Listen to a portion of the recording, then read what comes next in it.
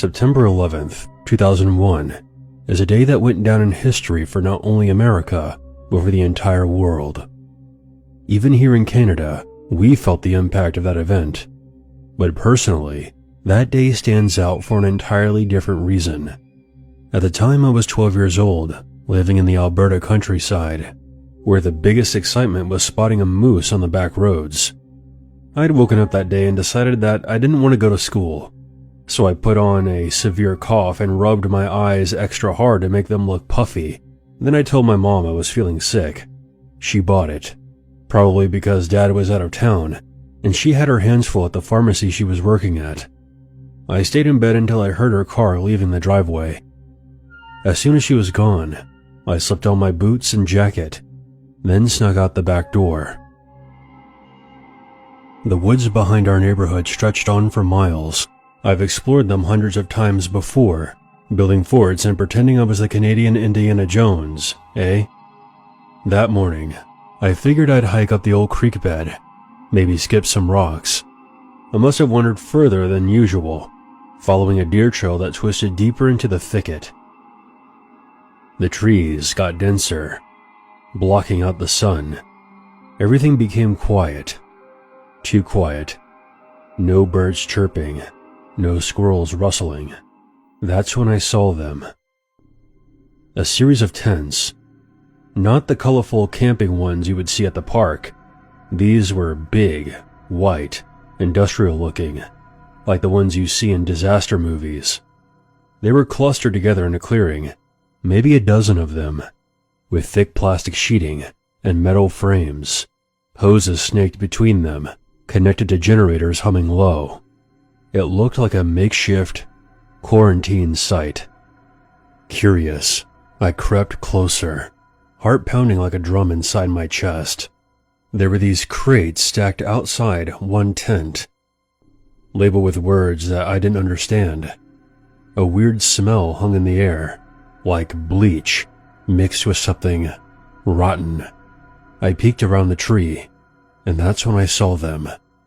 Two men in full hazmat suits, the kind with hoods and masks. They were hauling a heavy bag between them. One of them turned to look at me.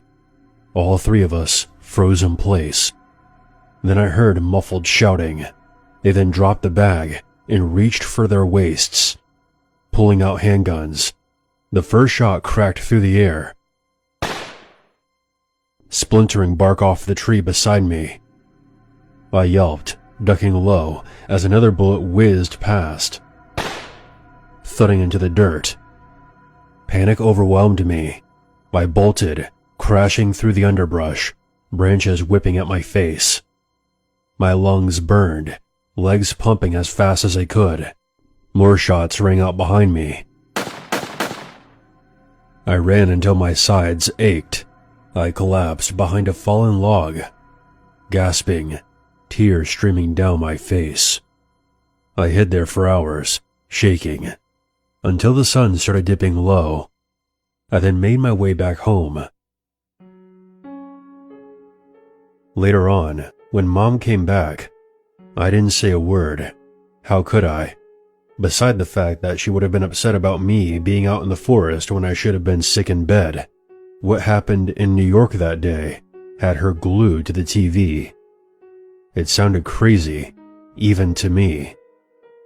That night, as I laid in bed, staring up at the ceiling, replaying it all in my mind, the tents, the suits, the guns, I overheard my mom on the phone in the living room.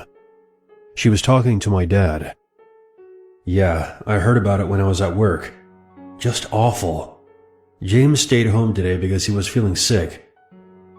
After talking to my dad for a while longer, she mentioned something very strange.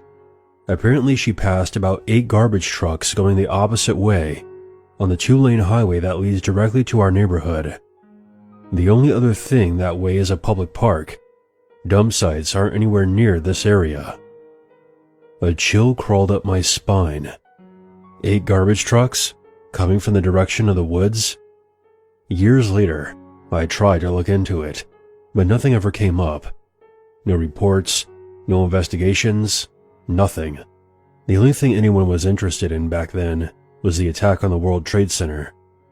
I am in no way suggesting that what I encountered in the woods had anything to do with that event. I'm not really sure what the hell was going on back there, but it was important enough to shoot at a kid and then pack everything up into garbage trucks and leave as quickly as possible.